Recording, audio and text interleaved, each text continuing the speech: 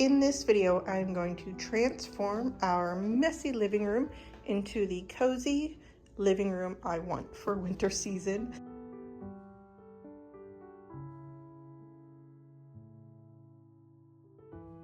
And kind of reset this room, really, from post-Christmas, post-New Year's, kicking off 2023. Clutter comes in many forms. Items, stuff, clutter in our relationships, financial clutter, mental clutter, spiritual clutter, emotional clutter. Clutter takes a lot of forms in our life. And in this living room for me, throughout really December, this was a hub. We spent a lot of time in this room in December. We have the cozy fireplace and the toys are in here. Our Christmas tree was in here. It was on a timer. And we spent a lot of time having hot chocolate and playing games and just sitting here watching movies and cuddled up on the couch right by the Christmas tree for the month of December. In fact, up until about 10 minutes before I pressed record on this video today, our Christmas tree was in the living room with its lights still on, a timer, and plugged in.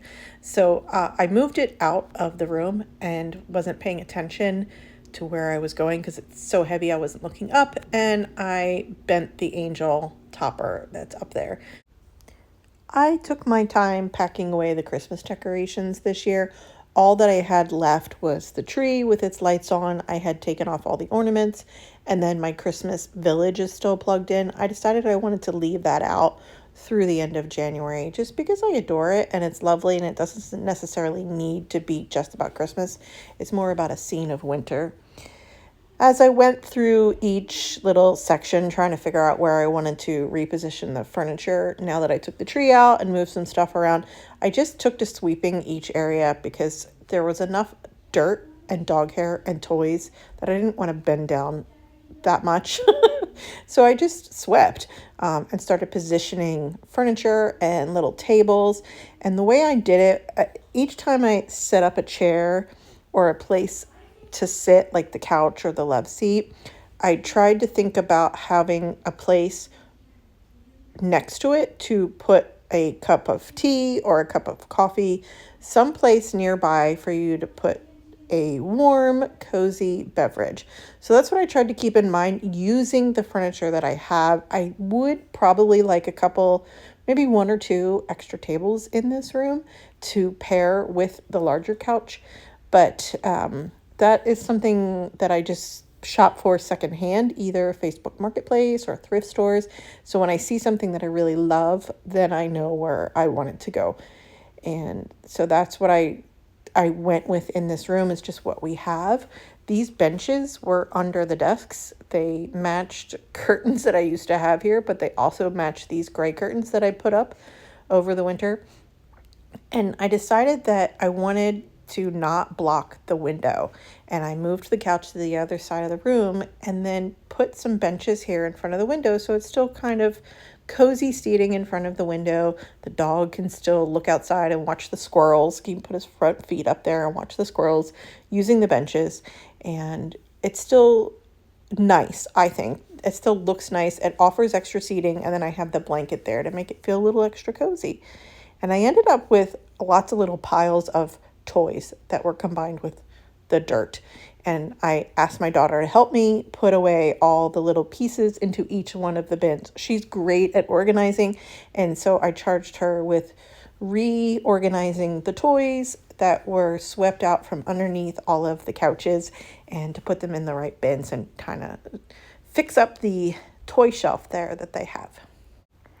This little storage side table has some stains on the top, but most often we actually flip the lid and use it that way to put drinks on or anything. And so I just put a placemat there to make it a little cozy, and I put this lotus stone that's a favorite of mine that I got so many years ago, and then my grandmother's prayer book that I had rebound last year from the early 1900s. I just put that with it, with a stone that I enjoy looking at. It's a nice heavy stone. And so this area was finished enough with what I had. I think I probably would like some plants around the area around this room as well. I just don't have any right now to do, fake or real.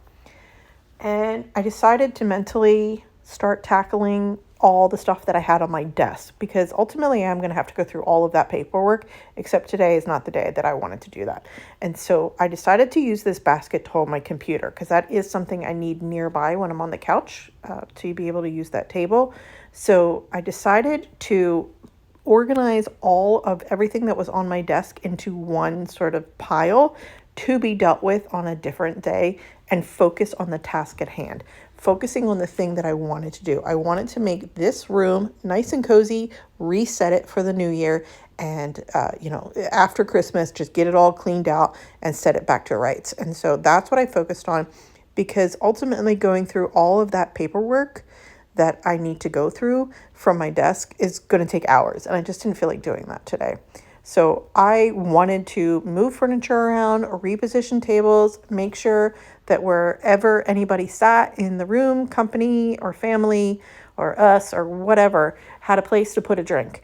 And so I tried to put as many tables near the seating options as I could, with resisting the urge to shop for more. And when I hit a secondhand store, a thrift shop, or I have time to scroll through Facebook Marketplace, that's when I'll be looking for little side tables to complement the color scheme in this living room.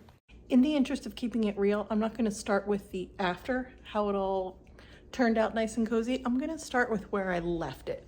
So you watched me kind of pull everything out and decide what to keep in this room.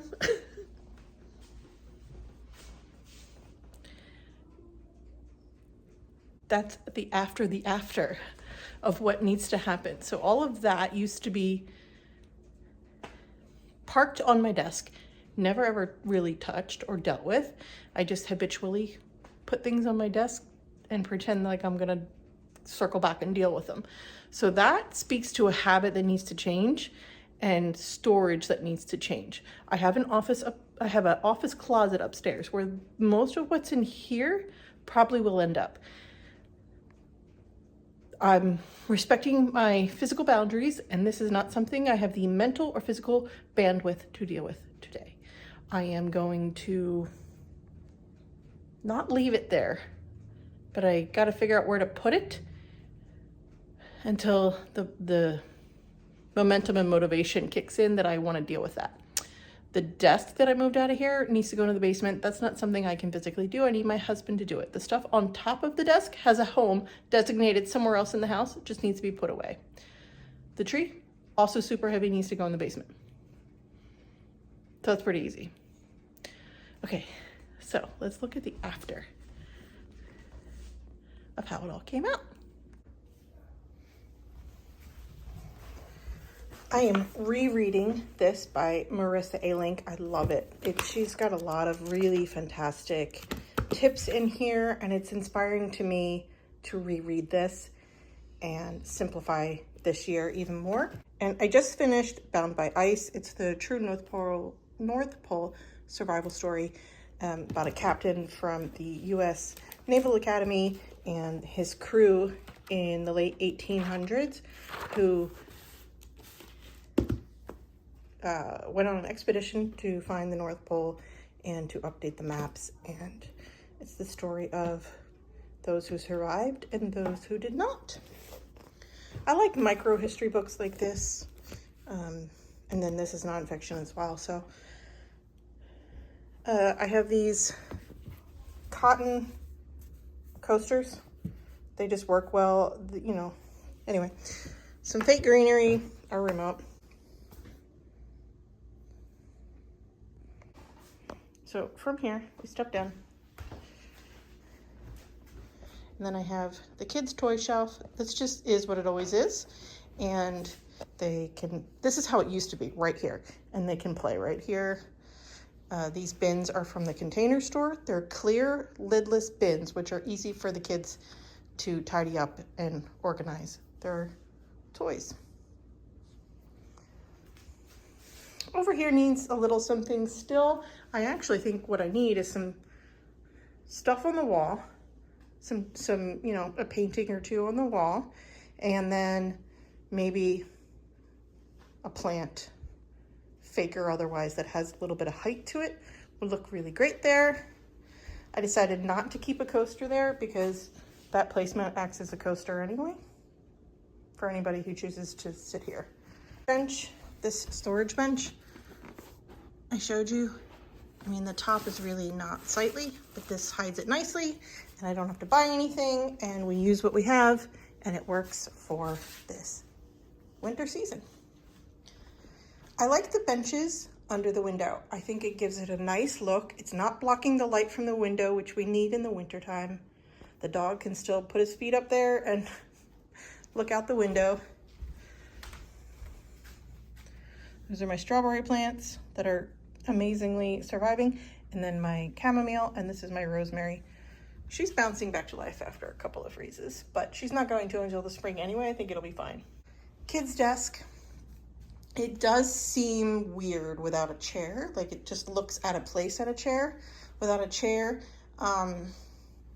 they always use the bench, and it's usually stored under there. So that's just something I either have to get used to or I have to think about, but they can just slide the bench under, play, and move it back.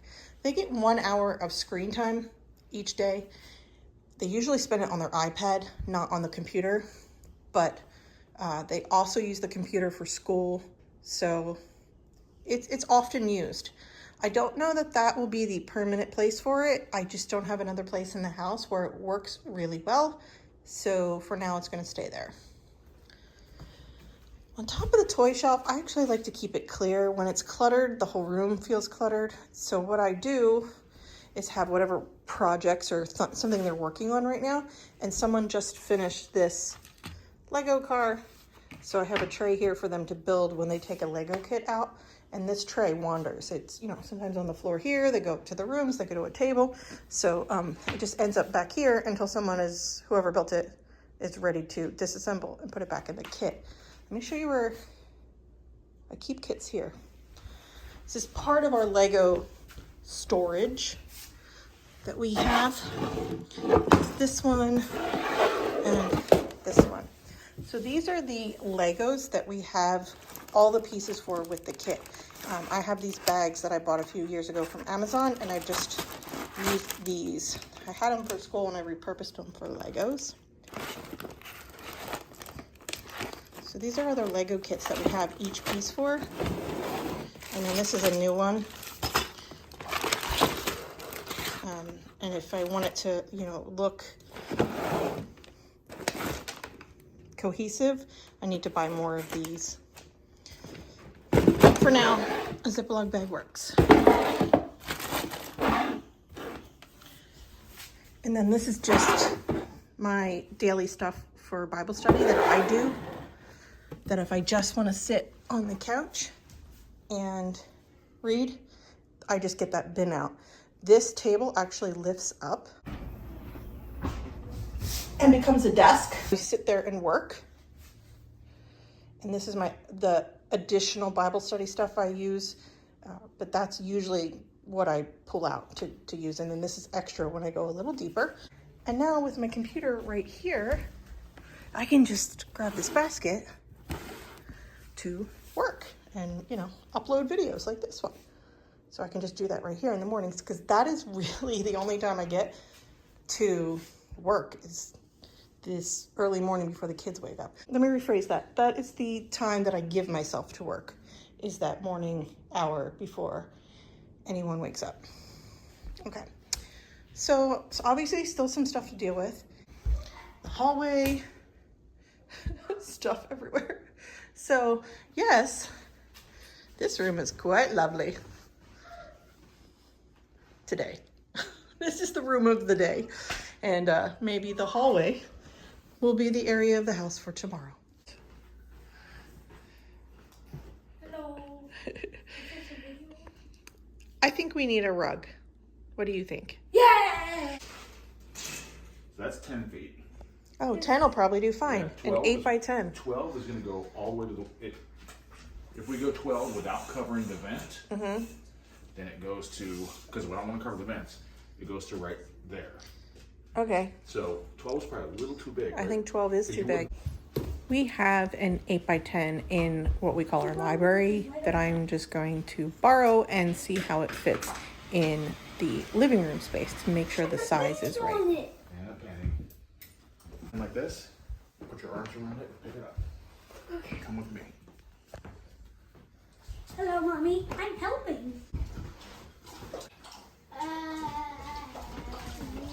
there's a penny. Oh. It's under. It's still.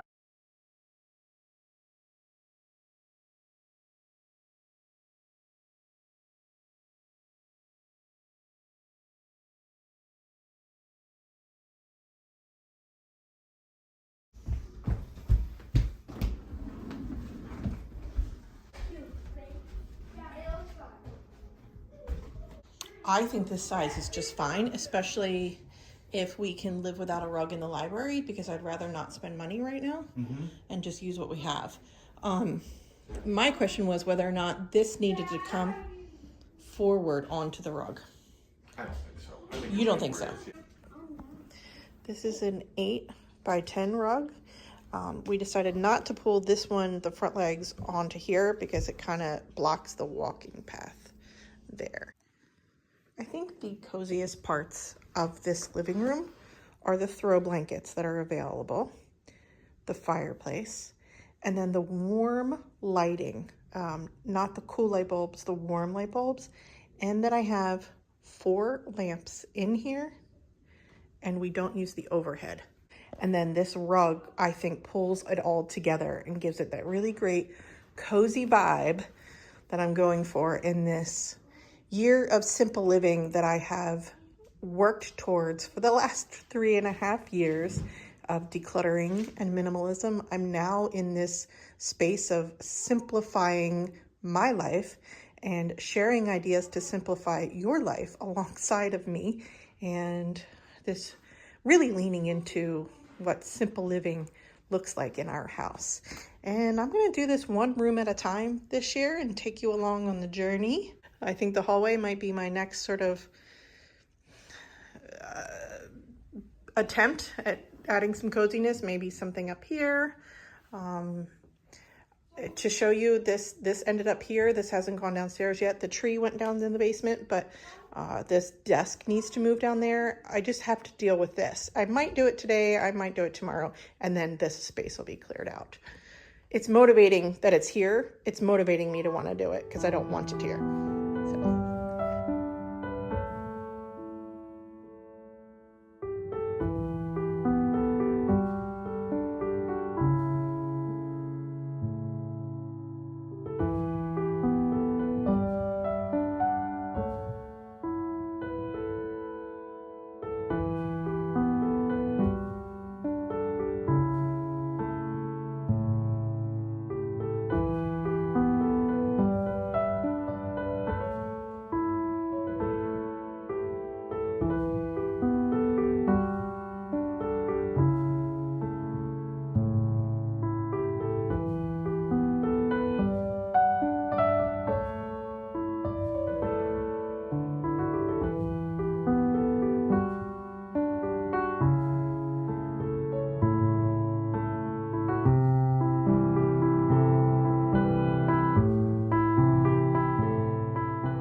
Thank you for sharing part of your day with me and watching this cozy living room come to life for the winter. And here's another video that I think you might like watching.